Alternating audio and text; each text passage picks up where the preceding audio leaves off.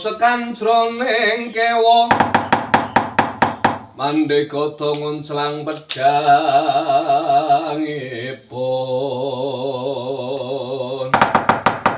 kang kataman praja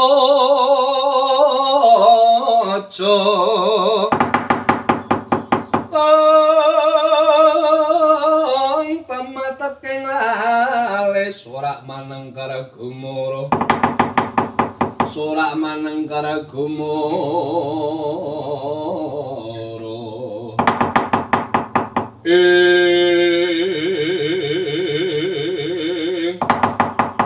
kebarat aning madaning sak njabaning lawanging korikon aru kepethuk wujuding sapta kewan dudu menungsa kethek putih ngagaling madaning sak njabaning lawanging korikon aru sawa jenengmu Pandita sing pertapan kendali sada peparep begawan Anoman Rama Handayawati Rama Handayawati Maruti Gembong Mangriawan ya anjani putra genti pitakon Wadyabala sukendi babo barat tepungke wae Anoman Wadyabala saka negara Nusakambara aku kekesete Gustiku Prabu Nilasrani pangkatku temenggung arangku temenggung Kumandang Garba mapan paranyata Anoman Onembaran kowe ngerti buronku apa ora ora ana kidang menjangan kang kumlewat amadari papan kene buronku mau dudu kewan bocah sing jeneng Murang Tata Bambang Wisanggeni kang dina saiki dadi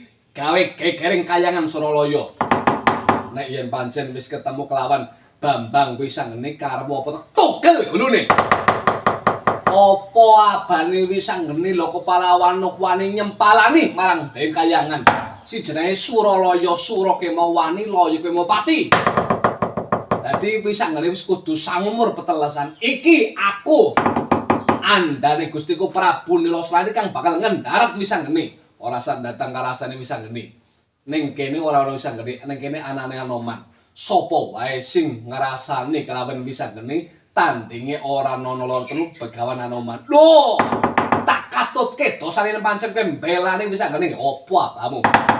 Wani ora aku, apamu sing tak wedeni. Rangkepo sewara gadang Anoman mundur jangka bagus.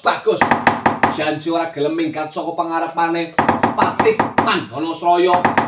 Tebuat dadamu mlesate gamu bakok pedhot yawamu. Jajalan sapa sing dadi batang ngatang-ngatang derbabah depane lemah. Tanjangan dina saiki. Ayo buktekno saiki.